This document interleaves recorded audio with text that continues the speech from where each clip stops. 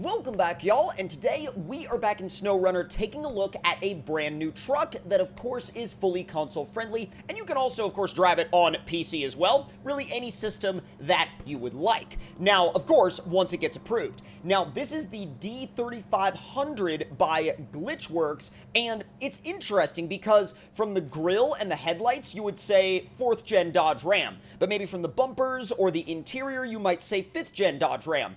And really what Glitchworks wanted to highlight with the release of this truck is the fact that it is kind of think of it as taking bits and pieces from different modern generations of the Dodge Ram and combining them all into one truck, right? And he did say, even on the mod page, that he did say on the mod page that he was thinking, well, some people may say, oh, well, this bumper is wrong for this generation, or this interior is wrong for this generation, but again, he wanted to reiterate that it is a mixture of several different modern generations of Dodge Rams, but when I look at it personally, I definitely see more 4th gen than anything else. But without any further ado, let's fire this truck up, we'll take it into the garage, we'll see what kind of customization options we have for it, and then we'll also take it off-road and see how it performs. And it's also worth noting that this works with Glitch's goosenecks, I believe Iceberg's goosenecks and Red's goosenecks. So whatever gooseneck trailers you want to use with this thing, feel free to do so. But let's fire it up.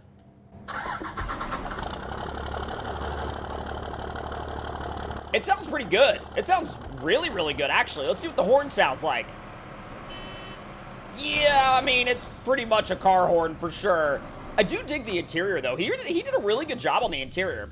Alright, so before we start the customization, I'm actually going to change the color of this thing just so we can see the truck a little bit easier, because I feel like when your truck is fully blacked out like that, it can be a little bit hard to see in the garage. Now, let me know in the comment section down below if you guys are planning on adding this truck to your fleet, and I think it's actually really cool to see a truck of this generation in console-friendly form, because one of the ones that was really one of the most popular trucks for a long time was actually the R&R Yeti, which was also based on a similar generation of Dodge. It was a little bit later on. It was a little bit more 5th gen based, but it had the option to switch between 4th gen and 5th gen grills. So let's go straight into the customization now. So let's see, 450 horsepower 6.7. We've got a 560 horsepower 6.7 tuned and deleted, and a 750 horsepower bulletproofed 6.7. That would be like, head studs, injectors, the works, basically. So we'll do that. And then gearbox-wise, you've got basically the pretty much the Glitchworks standard order, the standard issue. You got your 5-speed, your 6-speed, and your 4-speed. We're going to start off with the 4 and then go up to the 6 later for the bridge jump, like we usually do whenever we test out a Glitchworks truck. Now, suspension-wise, we got normal height, we got heavy duty, which is a little bit higher overall and also a little bit stiffer in the rear for towing trailers, and of course, monster truck for those of you that want to go a little bit beyond what you would normally build. So let's see, I'm actually very back and forth because I think we're going to go with heavy duty right off the bat, and then we'll do monster truck a little bit later on into the test. Now, your standard tire size is going to be a 36, which is actually pretty freaking huge already. Then you go up to a 39, then you go up to a 43, and then I'm assuming for the monster truck suspension, you'd be able to go even bigger with these, the 51-inch monster tires. Now, it doesn't seem like there are any snow and ice tires right now, but that might be something that he may or may not add later on down the road in the future. Check back on this mod in the future to see. So let's see. I think we're going to start with a set of probably off-road tires, and it's going to be the 43-inch off-road dually. I like those a lot. Also, the pavement super singles are a really interesting touch, and I definitely need to give them a try a little bit later on. But yeah, 43-inch off-road dualies, we'll go with those, and then stage 4 winch for sure. Got the gooseneck hitch going in the back, and then side steps. You got 2 different options, and I kind of like, well, I like both of them, but I'm not entirely sure if I want to run them, because they're very large. I'm going to do, actually, you know what? I'm going to do no steps. Cab lights, light bar. I'll do the cab lights. Yeah, I dig the cab lights. Rack, we got basically like a ladder rack, construction rack. Looks really good. I'm not going to run it, but it looks really, really good. Bed supplies, you got a bunch of stuff in there. God, that's actually, dude, that's a ton. 500 repair parts, 2 spare wheels, 40 spare units of fuel. That's awesome. fuel tank, which you can do just the 40 units of fuel. This seems like it would cover up the gooseneck hitch, so I'm not going to do that right now. But what I'll do for right now is I will do the fuel tank. So snorkel, we'll throw, well, do we want the snorkel right now? I think, yeah, we might as well. Let's go for it. So we got a stock bumper, a weighted bash bar. We got the woods bumper, the thick woods bumper, and then we've got the weighted brush guard. God, they're very heavily weighted. Like, those are basically like, you're going to be hauling some gnarly cargo. Absolutely gnarly, insane cargo if you're running those. So let's see, Dayton wheels, Trilix wheels, Alcoa wheels, and you got a couple of different variations of the Alcoa wheels. We'll run these Alcoa wheels. And then as far as color goes, I'm thinking we might stick with this, like, kind of a like black with white combo. And then we'll throw beans on the dash. And then what do we have for accessories? I'm curious. Let's see. So basically just like different cards and stuff like that. We'll do Pine Forest up there. No big deal. And then now, let's take this thing out and see how it drives. I love the way these tires look. And actually, dude, you can see the steering assembly moving down there. Yo, you can actually see the steering stabilizer shocks compressing and expanding. Yo, that's so neat. That's really freaking cool. I gotta give Glitch props on that. That's awesome. All right, let's grab a trailer and see how this thing tows. Because I feel like, I mean, bro, it's a Ram 3500. You guys are going to be towing with it. Now, we need to see what it's actually like to tow with. So let's see. 6-unit long gooseneck from Red's Gooseneck Pack. We'll send it on over here. Oh, boy.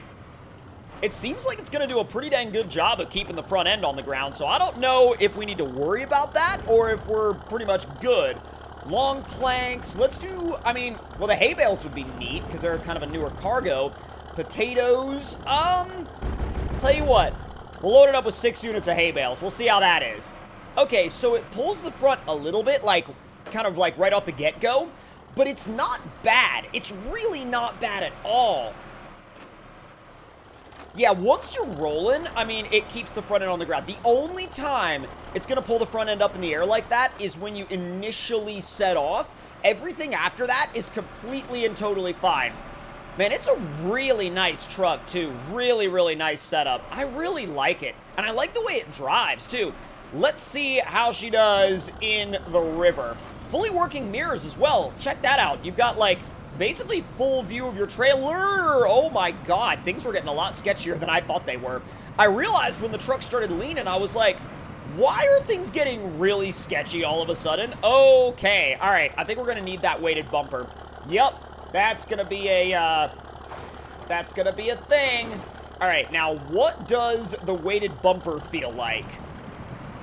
Oh, wow. Okay, so it does make the truck lean forward a whole bunch, but, I mean, there's obviously a reason for it. Like, it's definitely going to give you that added stability, and even then, with these hay bales, it'll still pull the front end up just a little bit, but not anywhere near as much as it did before.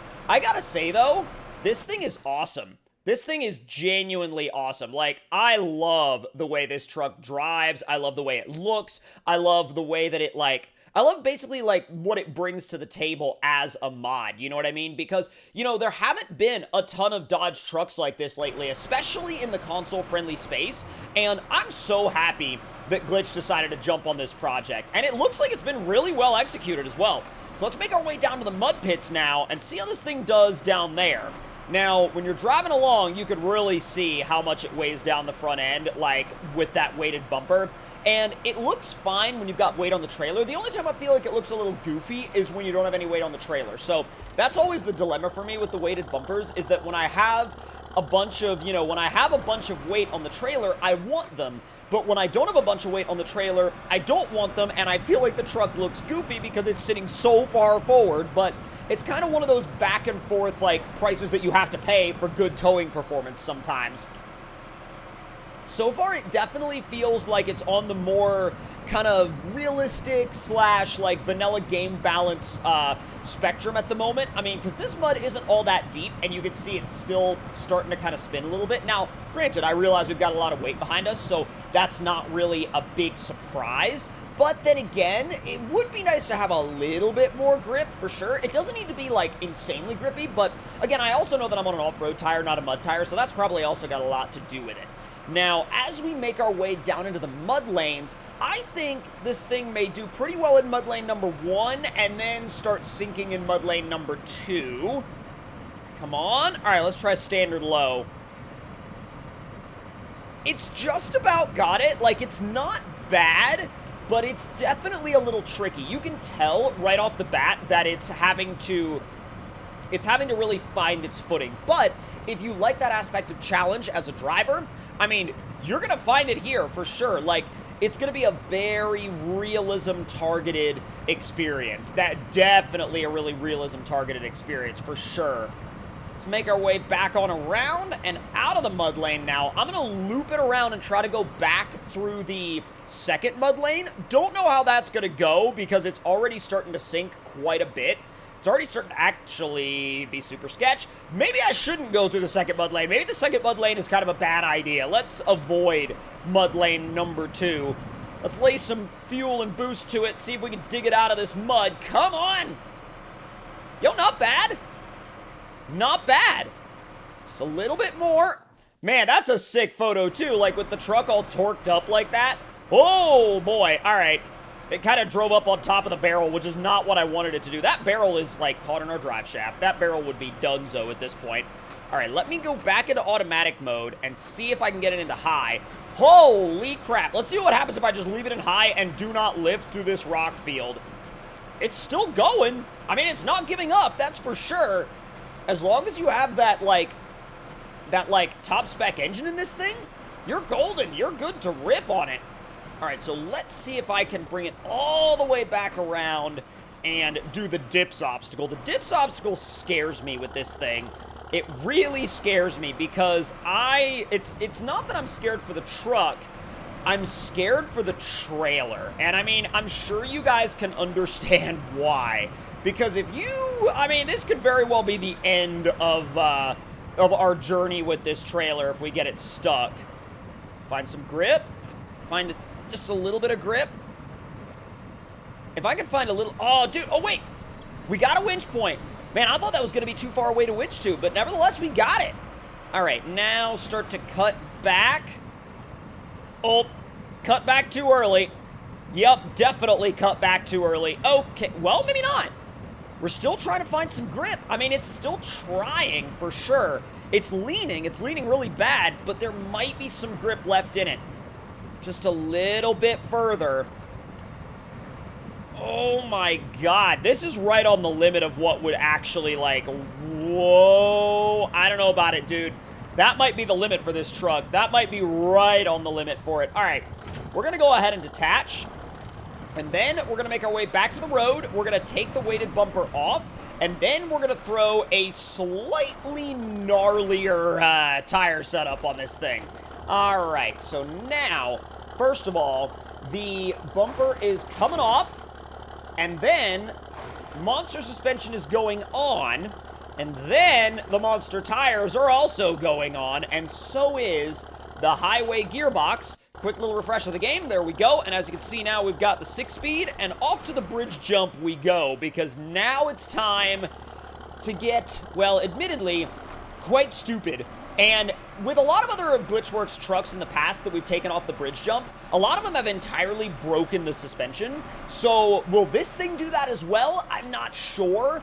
But even if it does, like, the cool thing about Glitch's trucks is even when they break the entire suspension, they still seem to land fairly okay and drive away fairly okay too. All right, let's, oh, that was gonna be such a clean drift if we didn't hit a tree.